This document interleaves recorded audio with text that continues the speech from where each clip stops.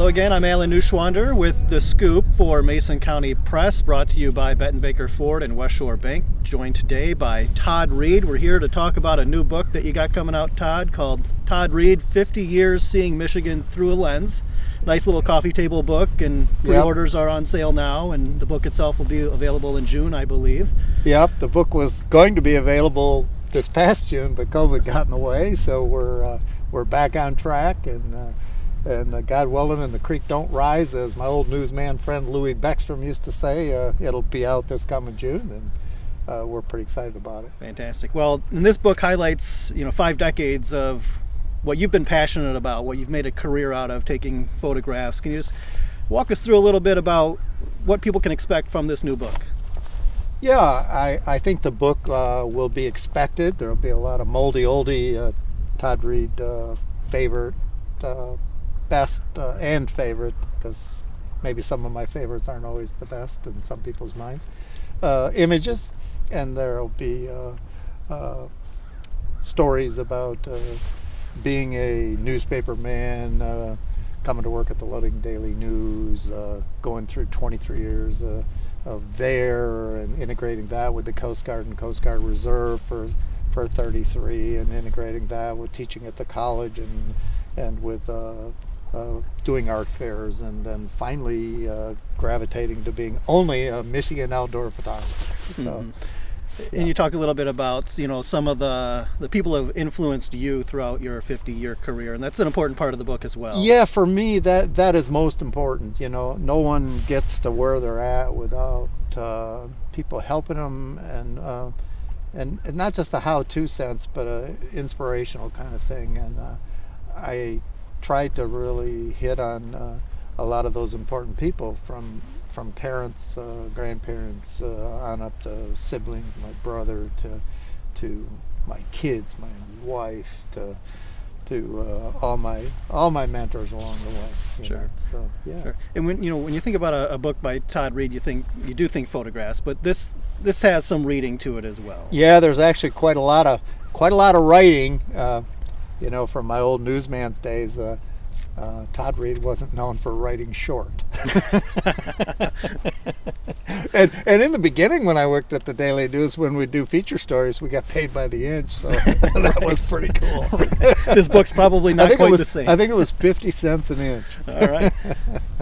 So yeah, a lot of writing in the book, and that writing will address growing up, how I grew up in a family of being outdoor people, and then Daily News years, Coast Guard years, and then fine art photography and outdoor photography years. So a lot of writing to do with that, but also a lot of imagery along the way, so that hopefully people aren't boring.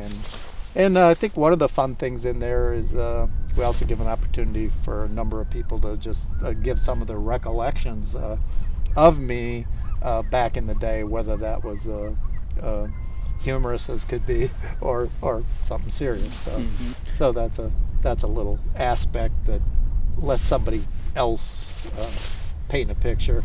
Sure. And when you look back at 50 years ago, when you first got into this business, with the Daily News, and how did you decide to get into photography and obviously photojournalism at the start? Is this something as a kid that you grew up knowing you wanted to be a photographer?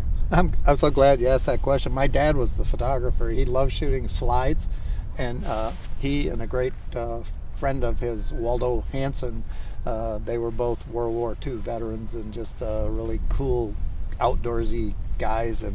But they both loved taking pictures, and we did slideshows on Sunday nights sometimes, particularly in the wintertime, at whoever's house, and they would show their slides, and mostly it was trips and family stuff and just outdoor adventures. And I never thought about taking a picture, just get behind the lens once in a while right. to get my dad in a picture.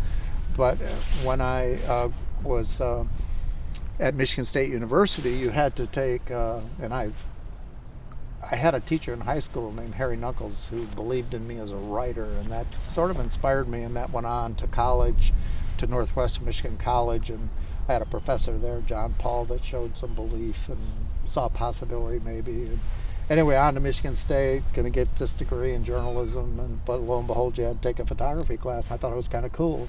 Came to the Ludington Daily News, did a summer internship in 1970, and right away Russ Miller handed me a camera. So you can take all the night and weekend shots you want that I can't do it all, Mm-hmm. And so that's how a photographer was born. Sure. Yeah, Does the book talk a little bit about at all the changes you've seen in 50 years? I mean, we've gone from obviously you're talking slideshows to everybody now has a camera in their back pocket on their cell phone. You've obviously seen just monumental change in the photography business. Yeah, we have, and we do talk about that in some of the stories. We also some of the images. One, for instance, is called God's Light. It's my iconic, most famous image of lightning at the Coast Guard station over there with the Ludington, from there with the Ludington Lighthouse in the background. And back in that day, you're shooting slide film, and you're shooting the shot with your camera and your tripod, and you're hoping you've got it, but you don't know. You jump like mad when the thunder went off, because it was about 400 yards away. Yeah. But you don't know, and there's an excitement to that. There was an excitement at the Daily News to images coming up in the tray. But in the book, some of those older images, we kind of go back, and instead of just having a caption, we kind of talk about the rest of the story and all that. And I think that for me is special, meaningful for me, hopefully for some readers. Yeah. And you mentioned the book will feature some of the oldies and goodies and some of the new shots as well. You talk about God's Light, which I think everybody has seen that photograph with the lightning over the lighthouse, but do you have a favorite thing locally that you like to take pictures of? Is it the lighthouse or the Badger, the state park, or? Yep, it oftentimes is a toss-up between the Ludington Lighthouse and Big Point Sabo Lighthouse. Okay. I love them both. They both have such different character and different kinds of beauty. I love the Ludington Lighthouse the most in a hellacious storm. And the beauty of the Ludington Lighthouse in a storm is it's right out there in it. I mean, it is in the heart of the storm. And so that makes some pretty exciting stuff. And Big Sable, on the other hand, is in one of the most beautiful dunescapes in America, and it's one of the most beautiful lighthouses in America. So that's a tough one to answer. Right. Yep. Mm-hmm. And back to the book, the pre-orders, for folks that are interested in purchasing a copy of the book, how do they go about doing that? Yep, they can go to our website, toddandbradreed.com, or they can call the gallery, 843-0777, or come into our downtown Ludington gallery, which right now we're open. We were closed during the start of COVID there for a couple months, and we were grateful for a good summer, all things being said, and just grateful that we're healthy and still carrying on.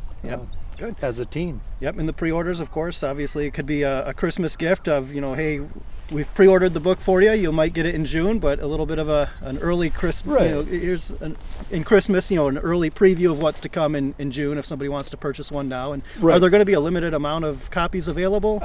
We're printing 3,000 copies of the book, and that usually lasts us for a couple of years. Okay. Not sure how this will go. This also has some very limited edition signed and numbered copies that are part of a package. That there's only going to be 120 of them, and that's a kind of a new venture for us. It includes a print that's the only way that print will ever be sold, and that print is not just signed, but it is numbered, and that's the first time we've ever, and the only time maybe that we'll do that, I don't know. Sure. Perfect. So, great. Yeah, all right. thanks. Well, Todd, thank you so much for joining us again. Thank you, Alan. Anybody that wants to pre-order a copy of that book again can stop down to the gallery in downtown Ludington, or go on to toddandbradreed.com, or call the number that Todd had mentioned earlier and get yourself a copy of Todd Reed, 50 Years Seeing Michigan Through a Lens. Yeah, thanks for having me. Yep, absolutely. Yeah. Again, thanks. so thank you so much for viewing today. I'm Alan Neushwander with The Scoop on Mason County Press. It's brought to you by West Shore Bank and Betten Baker Ford. Hi, I'm Kate Krieger-Watkins here at Betten Baker Ford with Sonny Munoz. How are you? I am doing well. How are you? I'm good. 'Tis the season for good deals on cars. Absolutely. Let's talk about it.